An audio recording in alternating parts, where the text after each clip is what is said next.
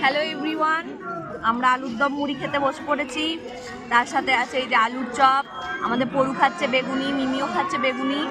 তো দাঁড়াও, গরম গরম আলুর তরকা, একবারে পুরো গরম গরম, যেমনই হোক খেতে ভালো লাগছে। তো চলো খেয়ে নিই। আর এই যে সবাই খাচ্ছে, দেখিয়ে দিই। এই যে কাকিমা, পরু হাই করে দাও বাবু। আর এই যে আর আমাদের পিঠা রানী আলুর দম আনতে গেছে। আমরা ওয়েট করছি ওর জন্য।